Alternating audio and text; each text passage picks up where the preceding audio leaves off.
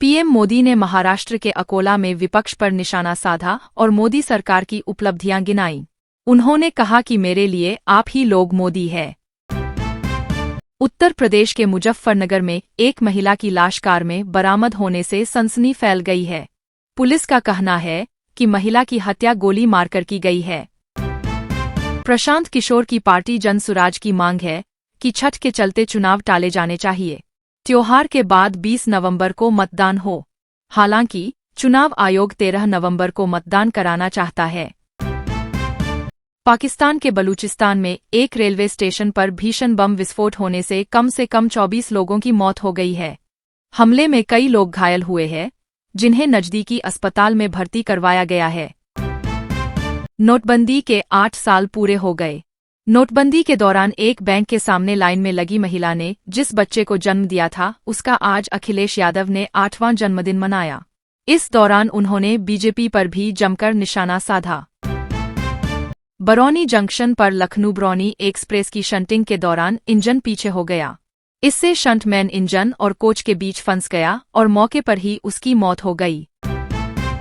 बिहार के नालंदा में 300 रुपये नहीं मिलने पर शख्स ने पीट कर एक व्यक्ति की हत्या कर दी। वारदात को अंजाम देकर आरोपी फरार हो गया। पुलिस मामला दर्ज कर जांच में जुट गई है। महाराष्ट्र में 20 नवंबर को विधानसभा के चुनाव है। मुंबई की वर्ली विधानसभा सीट से शिवसेना यूबीटी के नेता आदित्य ठाकरे चुनाव लड़ रहे हैं। दिल्ली की मुख्यमंत्री आतिशी ने कहा कि दिल्ली में 10,000 मार्शल्स को फिर से रोजगार मिलेगा। दिल्ली सरकार ने सिविल डिफेंस वॉलेंटियर्स को वापस रखने का प्रस्ताव पास किया है।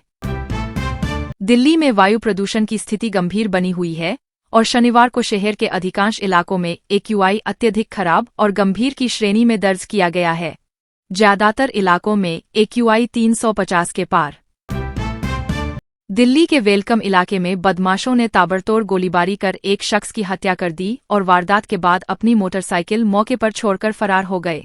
पुणे मुंबई एक्सप्रेस हाईवे पर खड़े ट्रक में बस ने मारी जोरदार टक्कर, 18 यात्री घायल, 10 की हालत गंभीर। बस में कुल 38 यात्री सवार थे। महाराष्ट्र में इस बार एक ही चरण में मतदान होना है। माहिम विधानसभा सीट की बात करें तो यहां 20 नवंबर को वोटिंग के बाद मतों की गणना 23 नवंबर को होगी। लुधियाना के खुड्ड मोहल्ला इलाके में गोली चली है। अज्ञात बदमाशों ने 3 दुकानों पर ताबड़तोड़ फायरिंग कर दी।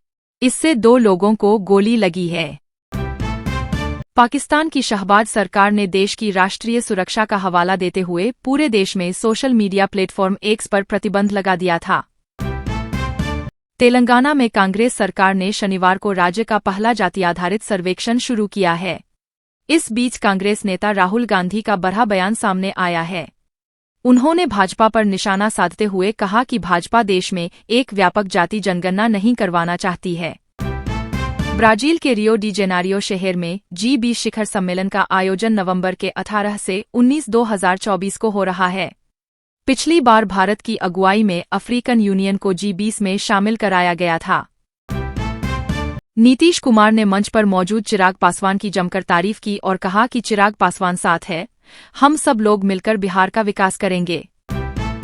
महाराष्ट्र में चुनाव की तारीख करीब आती जा रही है, वहीं दलबदल का सिलसिला भी थम नहीं रहा। आज उद्धव गुट के एक बड़े नेता ने हजारों कार्यकर्ताओं संग पार्टी छोड़ दी। आने वाले समय में उत्तर प्रदेश के दूसरे प्रमुख शहरों में भी इसी तरह की डबल डेकर इलेक्ट्रिक बस सेवा की शुरुआत की जाएगी।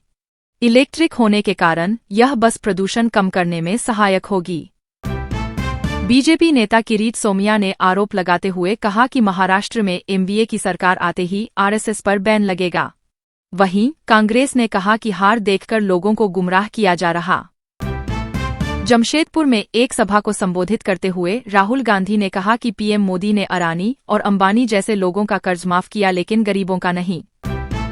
दिल्ली विधानसभा चुनाव के मद्देनजर सभी पार्टियों ने अभी से तैयारियां शुरू कर दी है, लेकिन इंडिया गठबंधन के दल अब कांग्रेस पर ही निशाना साधने लगे हैं। संजय सिंह ने गठबंधन को लेकर बड़ी बात कह दी है। केरल में वायनाड उपचुनाव से पहले चुनाव आयोग ने कड़ी कार्रवाई की है। साथ ही आचार संहिता के उल्लंघन के आरोप में मामला दर्ज किया गया है।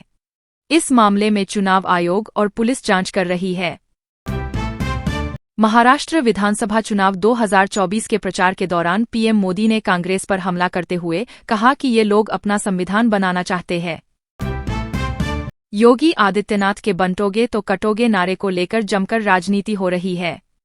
इस नारे का एनडीए के साथी दल ही विरोध करने लगे हैं। डिपॉजिट पर ब्याज दर और बैंकों में कस्टमर सर्विसेज पर कुछ निर्देशों के कंप्लायंस में खामी के लिए इस नामी बैंक पर 59.20 लाख रुपए का जुर्माना लगाया है।